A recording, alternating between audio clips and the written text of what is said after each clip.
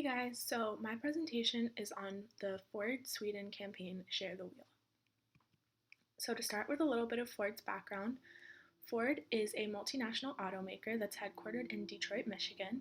It was founded on June 16th, 1903 by Henry Ford, and Henry Ford was actually the first person to invent the Model T car and the first moving assembly line for car manufacturing. And today, Ford employs over 166,000 people globally and is worth $45 billion. So, according to their website, their mission is to improve continually our products and services to meet our customers' needs, allowing us to prosper as a business and to provide reasonable return for our stockholders, the owners of our business. Their vision is people working together as a lean global enterprise to make people's lives better through automotive and mobility leadership. And their values are people, products, and profits.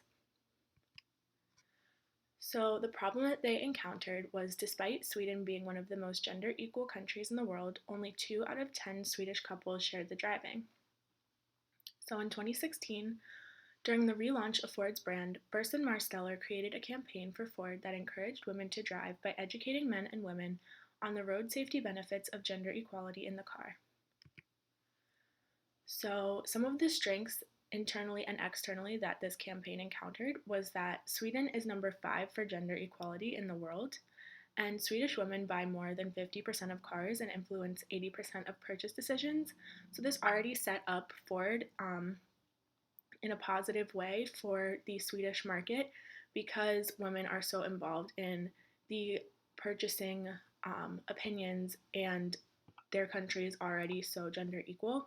And in addition to that, one of the bigger strengths of the campaign was their ability to create a really wide network of public and private sector partners. However, some of the weaknesses included that some people still believed that men were better drivers than women. None of the top 20 car models sold in Sweden are Fords, and so Ford has had a really hard time breaking into that market. And so this led to a weak social media presence as well as lower brand awareness than some of the more popular European car brands.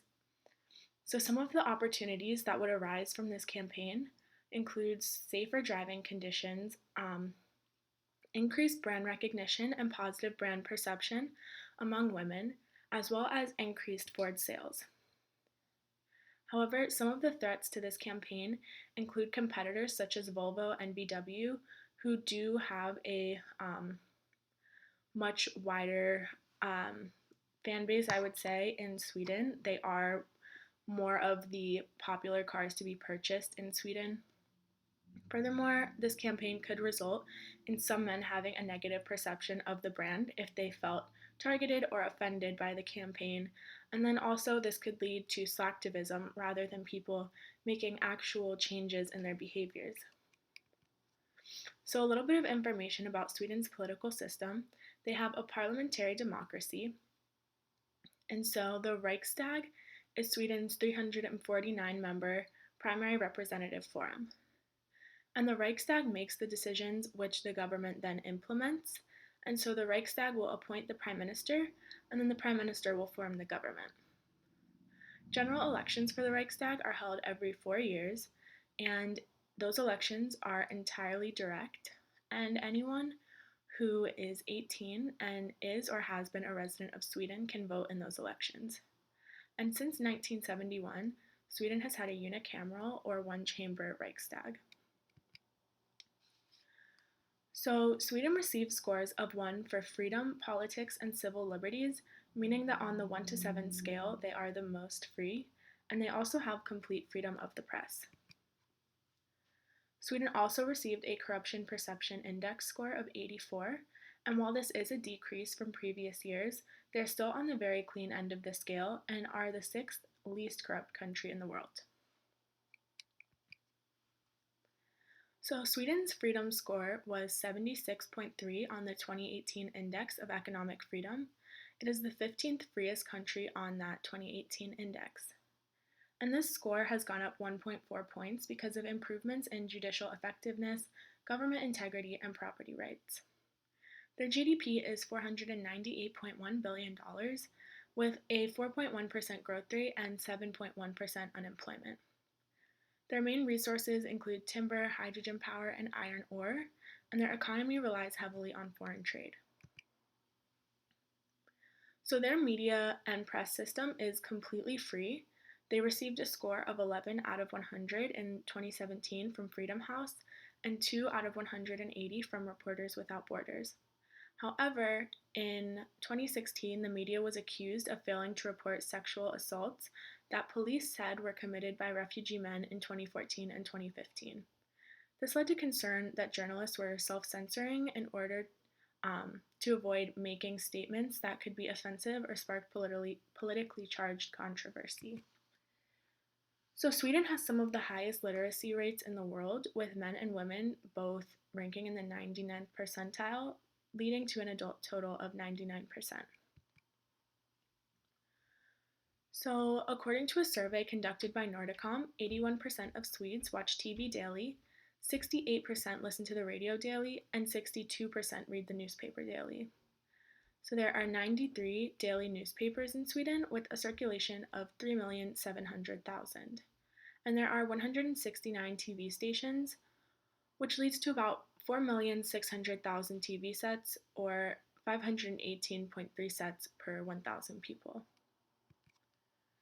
So Sweden has some of the highest internet penetration rates in the world. Their rate has increased from 88% in 2011 to 95% in 2017. And it's actually one of the top 50 countries in the world for high internet rates, ranking 5th in the world.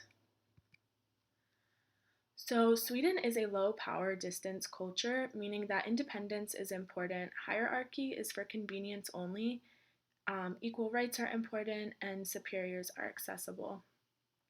It's also an individualist country, so people are only expected to take care of themselves and their immediate family. It is a feminine culture, meaning that they value caring for others and quality of life. And they have low uncertainty avoidance, meaning that there are no more rules than necessary and schedules are flexible. As for long term orientation, they don't necessarily prefer maintaining traditions or preparing for the future. It's kind of a combination of both. And they're an indulgent society, meaning that they place high importance on optimism and leisure time. So, considering all of this when choosing their target audience, it's also important to remember that in Sweden, the legal driving age is 18 and up. And so Ford decided to target women 18 and up as their target audience, but also considered male drivers as well as all females in general. And so to approach their idea of promoting gender equality when driving, they chose to pick a non confrontational idea that would encourage women to drive more without pointing fingers at men or using pink marketing to target women. And this was meant to increase consideration of Ford to possible female customers. So, as of July 2017, Sweden has a population of 9,960,487 people. 86.1% of the population lives in an urban area, and 1.486 million people live in the capital, Stockholm. So the median age in Sweden is around the early 40s, roughly 41.2 years of age. The age structure, ages 0 to 14, takes up about 17.3% of the population. 15 to 64 is about 62.31% of the population, and 65 and over is 20%. So when Swedes are considering making a purchase, their primary concerns are price and quality, and they're extremely loyal to brands. And the internet is used for research and purchase purposes. And 53% of Swedes do research online before buying, with 67% of the population shopping online in 2017. Now, aside from their purchasing habits and looking more at their perceptions of driving and equality, 49% of respondents to a survey think that traffic safety would increase if driving was shared, and 58% in the ages 16 to 34 stated that they share the driving when they drive a car with their partner, which can be compared with 44% in the ages of 56 to 79 years. So, this would promote the idea that younger drivers are more likely to change habits than older drivers.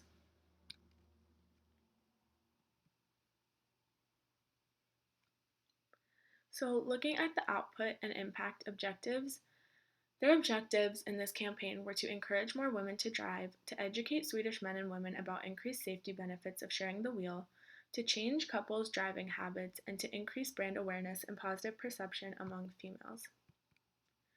So, in September of 2016, the Share the Wheel or Della Rotten campaign was launched. In October, the first video was shared to Instagram. From December of 2016 until the end of March of 2017, a Route 66 contest was held. In February of 2017, a nationwide poll on Ford's Share the Wheel campaign was held. In November, an Instagram contest was held, and this campaign is still going on today. So the theme of this campaign was that sharing the drive with your partner leads to safer driving and less accidents. And some of the key messages were that women cause fewer traffic accidents, sharing the wheel makes both parties more experienced drivers, equal driving equals safer roads, and the promotion of breaking old habits and having a plan for action. So some of the actions and special events that were taken, they partnered with public and private sectors to promote the campaign, and these included the Swedish Association of Car Manufacturers, who also reps luxury car brands like BMW, Mercedes, and Volvo, the National Society for Road Safety, Hertz, Ford Credit, IF, and Folksam, and these partners were used to engage their target audience on a wider level. The Swedish government also endorsed the campaign, and it is notable that the Swedish government is actually the first female government in the world. In addition to this, some of the other actions that they took were posting on Facebook with short Instagram, and had short Instagram videos that were posted to YouTube in Swedish and also with English subtitles. They also created a Route 66 game where players had to log into Facebook and then answer questions about road safety as quickly as possible. After a few miles, the player would have to tag a Facebook friend to finish the road trip, and the players who answered the most questions correctly in the shortest amount of time won a round-trip flight to Chicago and a Ford Mustang car rental for 2 weeks. And then the final action that they took was their Instagram contest, where couples would share photos to Instagram with the hashtag Delta, and the most original photo would win a flight to Luleå plus 2 nights in a hotel and ice driving training. So the media channels that were used, the campaign described itself as being social media heavy, so primarily they posted on Facebook as well as Instagram with a little bit of Twitter and YouTube use as well. They also had a website and online press room where you could find the most information, and there they would post articles related to road safety and changing habits. And as far as print media goes, there were multiple articles written about the campaign in Swedish newspapers and blogs and online magazines. So for implementation, most of this campaign took place online. One tactic that Ford used was creating short, funny videos that could be shared on social media to spread the message of sharing the wheel. So we're just going to watch 2 of those really quickly so you can get an idea of what those videos were like.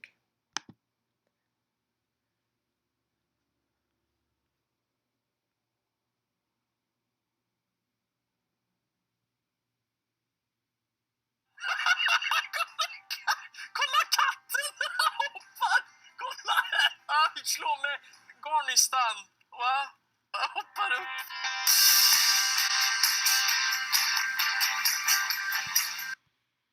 Okay, and then the second one follows a similar format.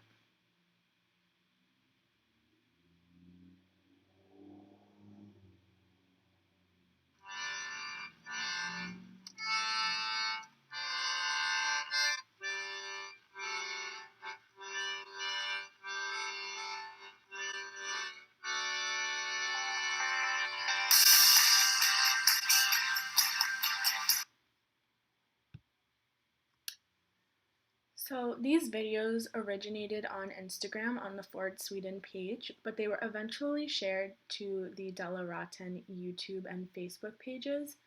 And Facebook actually proved to be the most successful platform for these videos, with the videos on the page getting anywhere from a couple hundred to up to 10,000 views.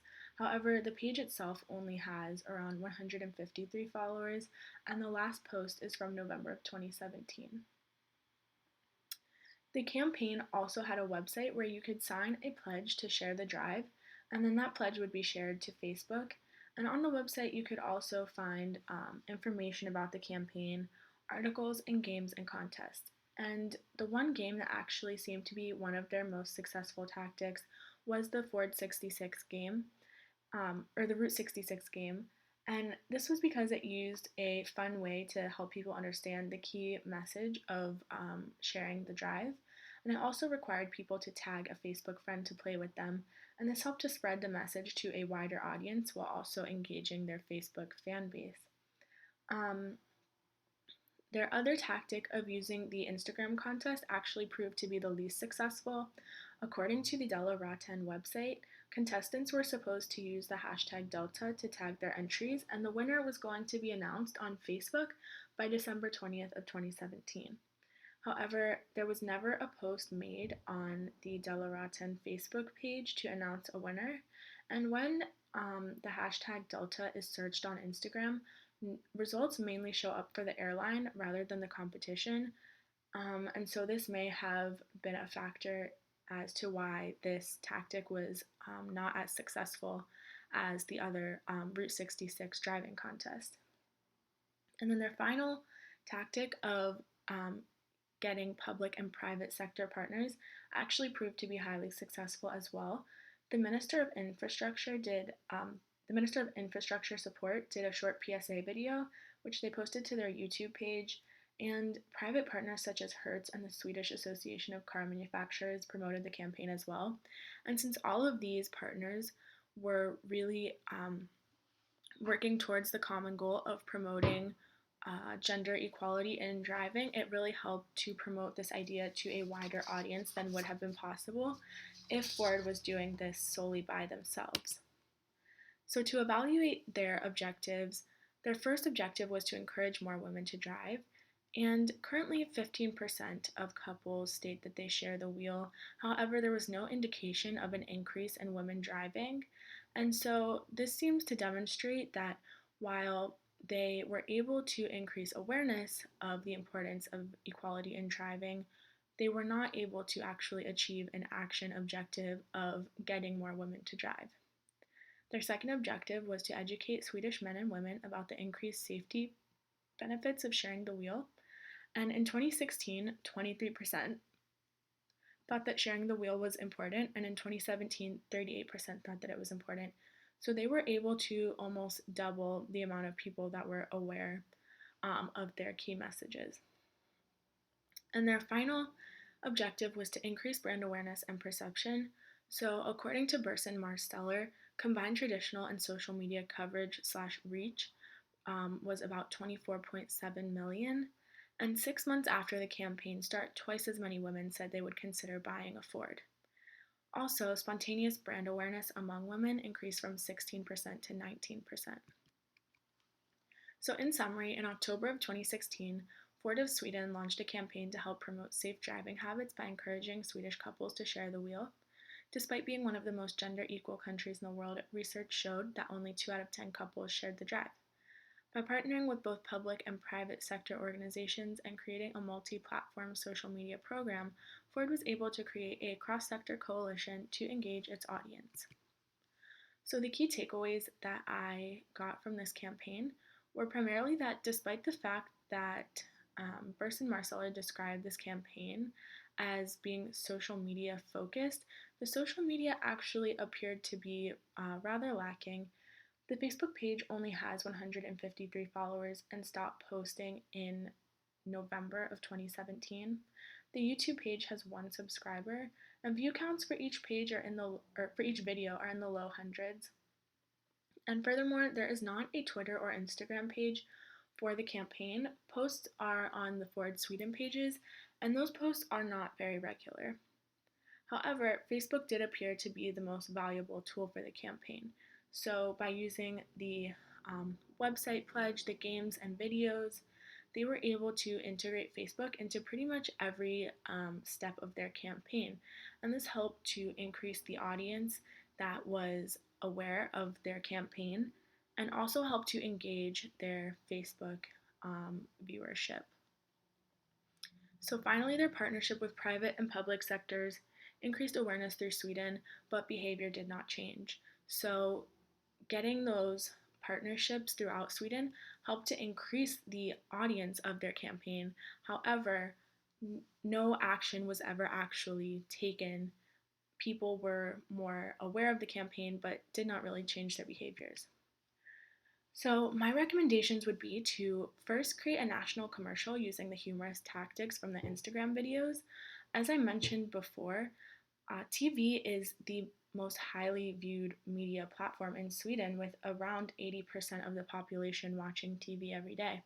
So, I would say that this would be the best way to reach the largest number of Swedish people. Then, I would suggest to post more regularly on social media. Since this campaign is ongoing, it isn't really acceptable to stop posting on social media for a couple of months. So I would say that they need to either hire an intern or someone that can be in charge of keeping their social media accounts active and possibly creating separate Twitter and other social media accounts for the campaign in particular. And finally, I would say that it's important to give the audience achievable goals. As we realized from evaluating this campaign, people were aware, but they weren't changing their behaviors. So these could include posting on social media target goals for how many hours a week women should aim to drive, or suggestions such as couples should switch off drivers every 2 hours when taking a long trip. An app could also be created to um, allow people to keep track of their driving habits. So every time partners shared the drive, they could log into the app to record it, and these results could also be shared on social media. And after a certain amount of hours or miles, they could unlock games or prizes, just any way to make them want to take action to achieve the goal and eventually become more equal in their driving habits. And so that concludes my presentation on the Ford Sweden campaign. Thank you so much for listening.